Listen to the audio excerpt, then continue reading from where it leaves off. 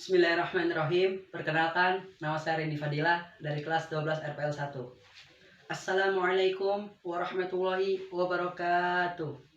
Alhamdulillahirabbil alamin wa bihi nasta'in ala umuri dunya waddin. Wassalatu wassalamu ala asrofil anbiya'i wal mursalin wa ala alihi wa sahbihi ajma'in. Amma ba'du. Rabbi shrah li sadri wa yassir li amri wahlul 'uqdatam min lisani yafqahu qawli. Qala Allah Ta'ala fil kitabil karim, a'udzu billahi minasyaitonir rajim. Syahrul Ramadan alladzi unzila fihi al-Qur'an hudan lin-nasi wa bayyinatin minal huda wal furqan. Shadaqallahu azim.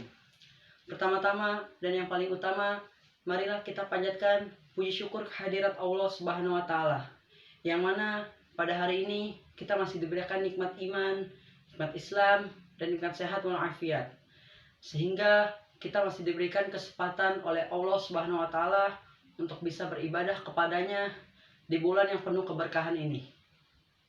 Salawat beserta salam semoga terlimpah curahkan kepada baginda Nabi besar Muhammad sallallahu alaihi wasallam, kepada para keluarganya, kepada para sahabatnya, dan kita selaku umatnya insya Allah akan mendapatkan syafaatnya di yaumil kiamah kelak. Amin. Amin ya rabbal alamin.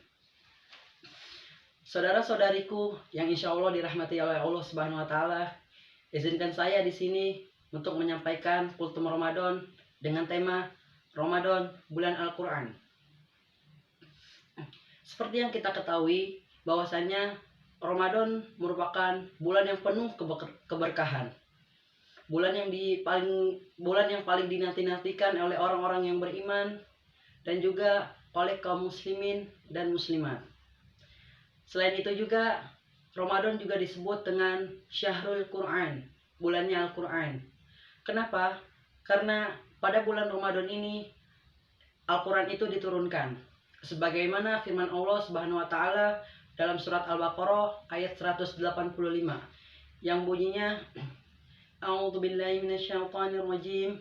Syahrul Ramadan alladzi unzila fihi al-Qur'an hudan lin-nasi wa bayyinatin minal huda wal furqan. Yang artinya bulan Ramadan adalah bulan diturunkannya Al-Qur'an sebagai petunjuk bagi manusia dan sebagai pembeda antara yang benar dan yang batil. Dicontohkan juga oleh Rasulullah SAW bahwasanya beliau menyuruh kita untuk memperbanyak membaca Al-Quran di bulan Ramadan ini. Oleh karena itu, banyak motivasi-motivasi yang disampaikan oleh Nabi SAW melalui hadisnya untuk memotivasi kita agar bisa memulai untuk membaca dan mempelajari Al-Quran. Contohnya seperti di hadis riwayat Bukhari. Di sana Nabi SAW menyampaikan bahwasanya sebaik-baik kalian adalah orang yang mempelajari dan mengajarkan Al-Quran. Dalam hadis ini kita bisa simpulkan bahwa sebaik-baik manusia bukanlah orang yang paling banyak bersedekah atau orang yang haji dan umrohnya berkali-kali. Tapi sebaik-baiknya manusia adalah orang yang meluangkan waktunya untuk bisa mempelajari dan mengajarkan Al-Quran kepada banyak orang. Di hadis yang kedua, Nabi SAW menyampaikan bahwasanya barang siapa yang membaca huruf Al-Quran, membaca satu huruf Al-Quran, dia akan mendapatkan 10 kebaikan.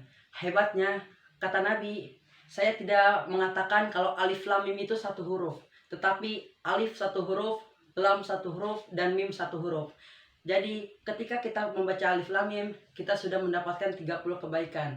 Hebat bukan? Di hadis yang ketiga, ada di hadis riwayat muttafaqun alaih, bahwasanya Nabi SAW bersabda, orang yang benar membaca Al-Quran akan bersama dengan para malaikat, dan orang yang terbata-bata membaca Al-Quran karena kesusahan, maka baginya 2 pahala. Sungguh mulia Al-Quran ini. Ketika kita terbata-bata membaca Al-Quran saja, kita mendapatkan 2 pahala, apalagi kita sudah lancar dalam membaca Al-Quran. Dan yang penting, Al-Quran ini harus dipelajari oleh kita khususnya umat Nabi Muhammad SAW. Karena kenapa? Karena Al-Quran ini diturunkan oleh Allah untuk Nabi Muhammad dan umatnya. Maka wajib bagi kita untuk mempelajari dan membaca Al-Quran setiap harinya.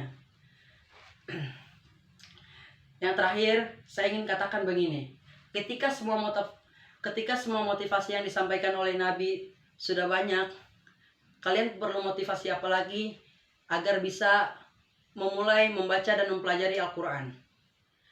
Saya kira semoga ini bisa menjadi renungan untuk kita, dan demikian yang bisa saya sampaikan. Semoga kultum singkat ini bisa memotivasi kita untuk bisa mempelajari dan membaca Al-Quran serta mengajarkannya kepada orang. Sekian dari saya. Wassalamualaikum warahmatullahi wabarakatuh.